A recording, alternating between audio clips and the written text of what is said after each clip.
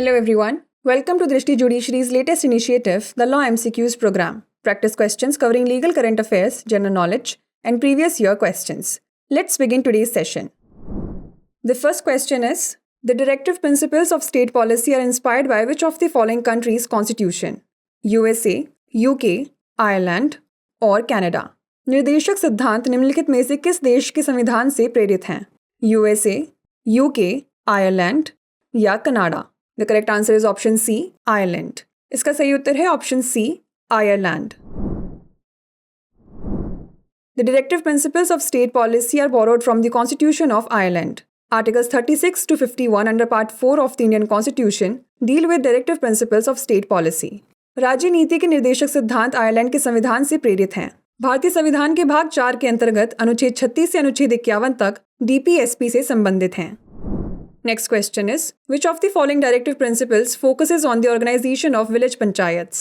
Article 37, Article 38, Article 39 और Article 40। निम्नलिखित में से कौन सा निर्देशक सिद्धांत ग्राम पंचायतों के संगठन पर केंद्रित है?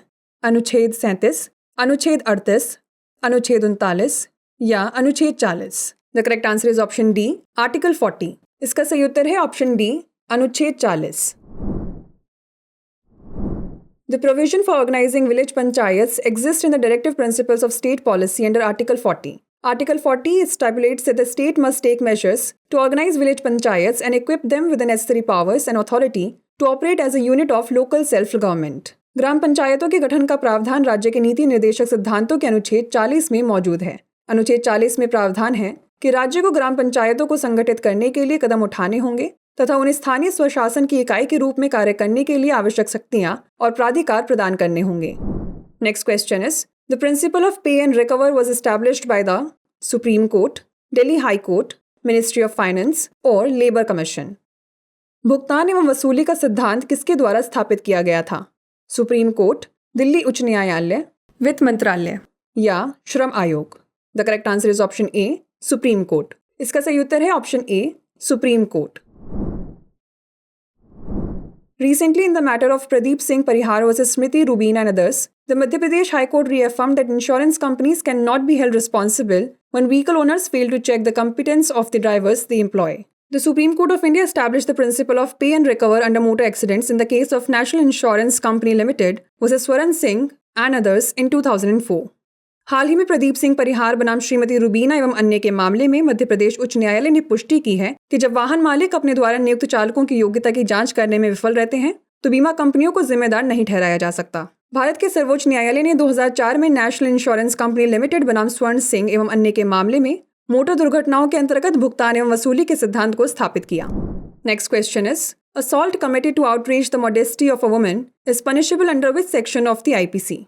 सेक्शन 353, सेक्शन 354, सेक्शन 355 और सेक्शन 356। किसी महिला की गरिमा को ठेस पहुंचाने के लिए किया गया हमला आईपीसी की किस धारा के तहत दंडनीय है? धारा 353, धारा 354, धारा 355 या धारा 356? The correct answer is option B, section 354। इसका सही उत्तर है ऑप्शन बी, धारा 354। Recently, in the case of Sunil NS versus State of Kerala, the Kerala High Court dismissed the bail application of the accused involved in the assault and outraging the modesty of an actress. Section 354 of the IPC states that anyone who assaults or uses criminal force against a woman to outrage her modesty or knows that such an act is likely to outrage her modesty shall be punished with imprisonment for up to 2 years, a fine, or both. हाल ही के Sunil NS बनाम केरल राज्य मामले में केरल उच्च न्यायालय ने एक अभिनेत्री पर हमला करने और उसकी गरिमा को ठेस पहुंचाने के मामले में शामिल आरोपी की जमानत याचिका खारिज कर दी। भारतीय दंड संहिता की धारा 354 के अनुसार जो कोई भी व्यक्ति किसी महिला पर हमला करता है या उसकी गरिमा को भंग करने के लिए आपराधिक बल का प्रयोग करता है या ये जानता है कि ऐसे कृत्य से उसकी गरिमा भंग होने की संभावना है तो उसे 2 वर्ष तक के कारावास, जुर्माना या दोनों से दंडित किया जाएगा। The last question is, under subsection 4 of section 2 of the Sale of Goods Act 1930, document of title to goods includes warehouse keeper's certificate, railway receipt, bill of lading or all of these options. माल विक्रय अधिनियम 1930 की धारा 2 की उपधारा 4 के अंतर्गत माल के स्वामित्व के दस्तावेज में शामिल है वेयरहाउस कीपर का प्रमाण पत्र, रेलवे रसीद, बिल ऑफ लैडिंग या उपयुक्त सभी? The correct answer is option D, all of these options. इसका सही उत्तर है ऑप्शन डी, उपयुक्त सभी।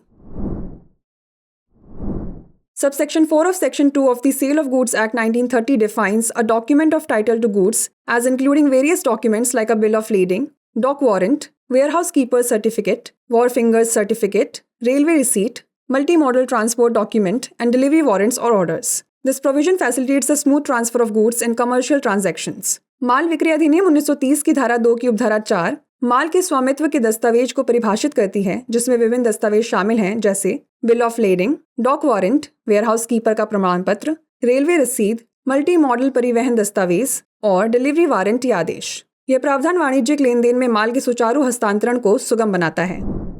Before we wrap up, here's a question for you.